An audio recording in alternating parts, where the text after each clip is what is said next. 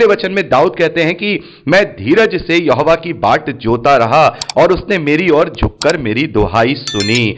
तो यहां पर हम क्या देख रहे हैं कि जब दाऊद ने प्रार्थना की है तो झट से उसका जवाब हां और आमीन में नहीं आ गया है कि इधर दाऊद ने प्रार्थना की और उधर परमेश्वर ने उसकी मदद कर दी। यहां पर हम देखते हैं कि दाऊद कह रहे हैं कि मैं धीरज से यहोवा की बाट जोता रहा। बाट जोता रहा का मतलब है मैं परमेश्वर के जवाब का इंतजार करता रहा और उस समय मैं अपने धीरज में बना रहा।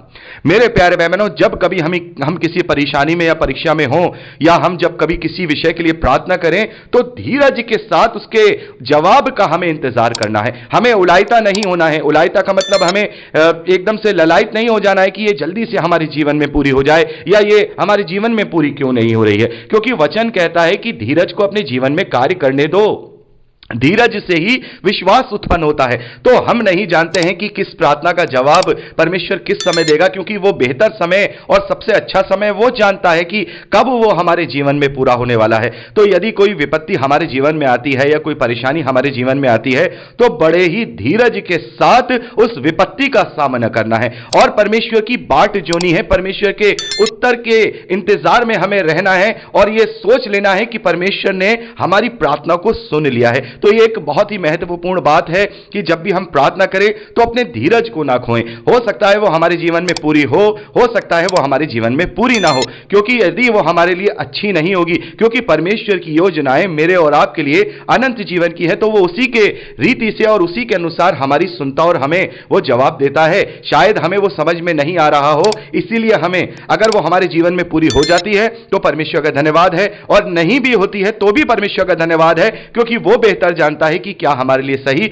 और क्या हमारे लिए गलत है। तो उस दौरान अपने विश्वास को कमजोर नहीं करना है, अपने आप को पूरी तरह से धीरजवंत बनाते हुए अपने आप को उस हियाब में लेते हुए इसको बाट जोनी है कि परमेश्वर उसका जवाब दे। तो यह बात हम यहां देखते हैं कि जो दाऊद है उनका जवाब एकदम से नहीं आया है, बल्कि वो धीरज धरे हुए हैं, परमेश्वर का वो बाट जो रहे हैं, तब परमेश्वर ने उनका जवाब दिया। और उसे यहां पर दाऊद कहते हैं कि उसने मुझे सत्यानाश के गड्ढे और दलदल की कीचड़ में से उबारा है। और यहां पर दाऊद फिर परमेश्वर की प्रशंसा और महिमा करते हैं। तो अब यहां हम दूसरी इंपॉर्टेंट बात करेंगे जो मैंने आपसे कही, 6ठे वचन से लेकर 8वें वचन तक।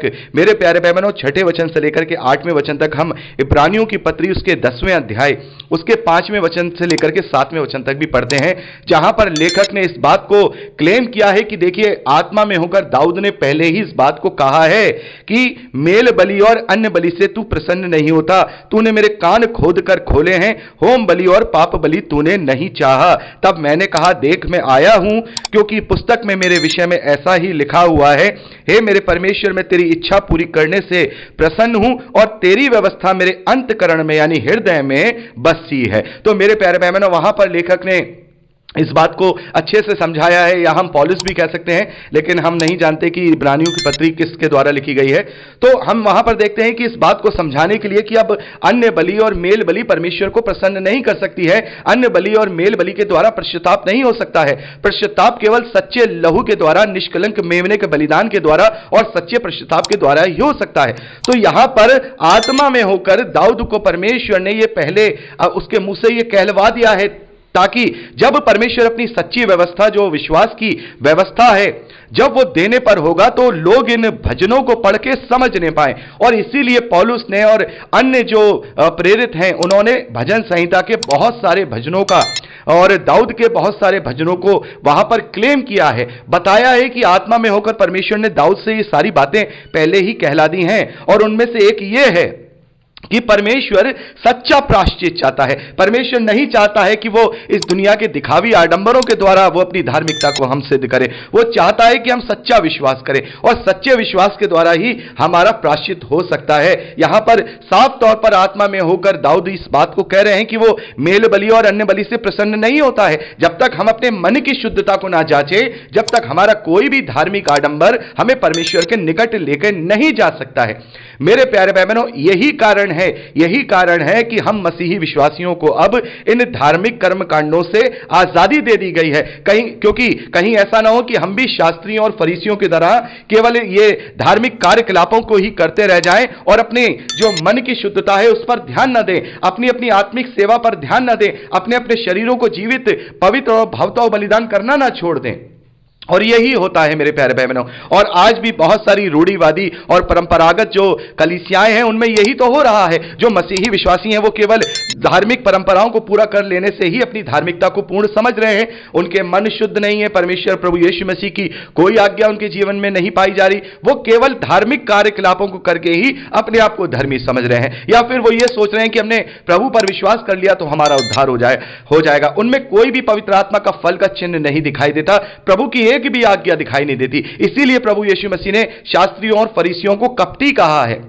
हे कपटी शास्त्रियों और फरीसियों, तुम चूना फिरी कब्रें हो, बाहर से तो तुम पुती हुई और साफ सुथरी दिखाई देते हो, लेकिन अंदर से तुम्हारे अंदर कीड़े पड़े हुए हैं। और यही उन परंपरागत लोगों का है जो केवल धार्मिक आडंबर और धार्मिक कार्यक्रम करके ही सोचते हैं कि हमने अपनी धार्मिकता का कार्य पूरा कर लिया। हमें अपनी धार्मिकता का कार्य पूरा नहीं करना है, हमें अपने उद्धार के कार्य को पूरा करना है। और उद्धार का कार्य कैसे पूरा होगा?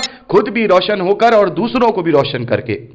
केवल ऊपरी करके हम कैंडल जला लें और या हम ये सब कर ले, इससे परमेश्वर प्रसन्न नहीं होता। वो मेल बलियों से प्रसन्न नहीं होता। क्या करेगा उस राख का जो उस मेल में जला दी गई है, उस मेमने की क्या करेगा? उसका क्या करेगा? उस सुगंध का। बहुत जगह हमने देखते हैं, हमने पुराने नियम का अध्ययन जब हम कर रहे थे तो हमने वहां देखा था, माफ कीजिएगा, जब हम व्यवस्था का अध्ययन कर रहे थे कि वो जो मेल में जो मेल बलि जो चढ़ाई जाती थी उसका जो सुगंध थी वो उसके लिए सुखदायक ठहरती थी। तो उसके लिए खुशबू नहीं है, उसका कोई सेंस नहीं है जो वो आनंदित होता था। वो अपनी आज्ञा को पूरी होता हुआ देख करके आनंदित होता था, वो उसके लिए सुखदायक ठहरती थी। तो मेरे प्यारे भाई बहनों, उसको कोई फर्क नहीं पड़ता है कि कोई मेमना उसके लिए बलिदान कर दिया जाए या उसके लिए पाप बलि चढ़ा दी जाए।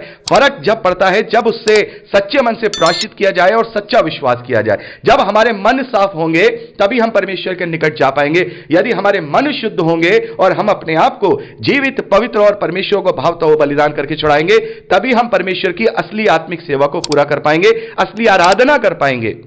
ये सारी बातें करके शरीर के द्वारा हम कुछ नहीं कर पाएंगे। तो मेरे प्यारे भाई बहनों, जैसे प्रभु कहते हैं कि तुम शरीर से भी अपने प्रेम को प्रकट करो और अपने मन से भी अपने प्रेम को प्रकट करो। ये साफ तौर पे ये वचन नहीं कहा प्रभु ने, लेकिन जब हम पढ़ते हैं मत्ती रचित सुसमाचार 23वें अध्याय में, तो प्रभु क्या कहते हैं कि हे शास्त्रियों फरीसियों, तुम पुदीने और सौंफ का दसवांश तो देते हो, लेकिन तुमने व्यवस्था की जो अच्छी बातें हैं, जो गूढ़ बातें हैं, जो भेद की बातें हैं, वो करना छोड़ दिया है। भला तो ये होता कि तुम ये भी करते रहते और उससे भी ना छोड़ते। तो मेरे प्यारे भाई बहनों, यदि हम अपने शरीर से परमेश्वर को महिमा देना चाहते हैं तो इसमें कोई बुरी बात नहीं है, लेकिन यदि हमने अपने मन से उसको महिमा नहीं दी, हमारा मन साफ नहीं, हमारा मन शुद्ध नहीं, तो हम जितने भी धार्मिक कार्यकलाप करते रहें, जितने भी कर्मकांड करते रहें, उनसे परमेश्वर को कोई सरोकार नहीं होता। और यही बात दाऊद यहां कह रहे हैं कि तू मेल बलि और अन्य बलि से प्रसन्न नहीं होता, तो तू ये इससे प्रसन्न होता है कि तेरी व्यवस्था मेरे अंतकरण में बसी है। यानी कि परमेश्वर ने जो आज्ञाएं दी हैं व्यवस्था में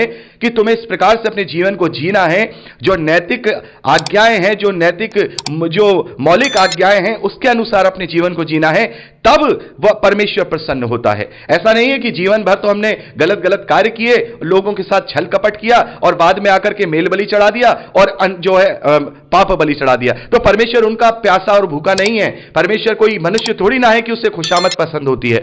वो तो हमारे मन की शुद्धता को लेना चाहता है, मन की शुद्धता को चाहता है। तो मेरे प्यारे भाई बहनों, इस प्रकार से यहां हम 40वें अध्याय पहले वचन से लेकर 11वें वचन तक पढ़ते हैं। धन्यवादी का ये गीत है, धन्यवादी का ये भजन है। आप एक एक वचन पढ़ करके अच्छी तरह से समझ सकते हैं। परमेश्वर की स्तुति और महिमा में यहां पर दाऊद ने भजन को लिखा है उसको धन्यवाद देने के लिए। और जहां मेन बातें थी जो इसमें इस अध्याय में जिसका डिस्कस करना हमारे